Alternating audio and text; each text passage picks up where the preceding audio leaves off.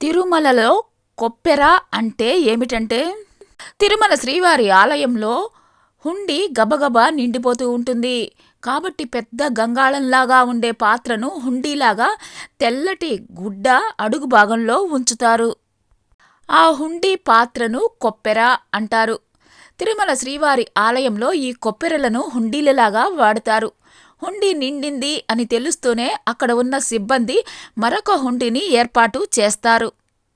కొంతమంది వంశపారంపర్యంగా ఈ హుండీల దగ్గర పనిచేయటం, హుండీలు నిండిన వెంటనే వాటిని అలాగే కర్రల సహాయంతోటి మోసుకొని తిరుపతిలోని హథీరాంజీ మఠానికి తీసుకురావడం జరిగేది.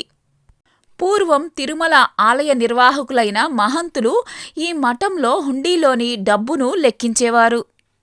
అలా హుండీల దగ్గర పనిచేసే వాళ్లని కొప్పెరవాళ్లని, వాళ్ళు నివసించే పల్లెకు కొప్పెరవాండ్ల పల్లి అని పేరు వచ్చింది. శ్రీనివాస మంగాపురం వెళ్లే దారిలో కొప్పెరవాండ్ల పల్లి ఉంది. హుండీలో భక్తులు వేసిన డబ్బును, నగలను వేరుచేసి లెక్కించే దేవస్థానం ఖజానాకు పంపించే తంతును పరకామణి అంటారు. ఇది 2 విడతలుగా జరుగుతుంది. రాత్రి హుండీని దేవస్థాన ఉద్యోగులు ఉదయం లెక్కిస్తారు. ఉదయం విప్పిన హుండీని మధ్యాహ్నం లెక్కిస్తారు.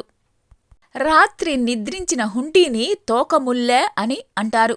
కొప్పెరలో మన డబ్బే కాదు, విదేశీ కరెన్సీ నాణ్యాలు కూడా భక్తులు వేస్తూ ఉంటారు.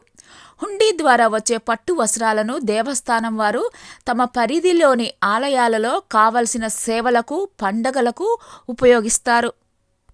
అలా ఉపయోగించలేకపోయిన పట్టు వస్త్రాలను, నగలను, బంగారు వస్తువులను, వజ్రాలు పొదిగిన ఆభరణాలను, వెండి వస్తువులను వేలం వేస్తారు.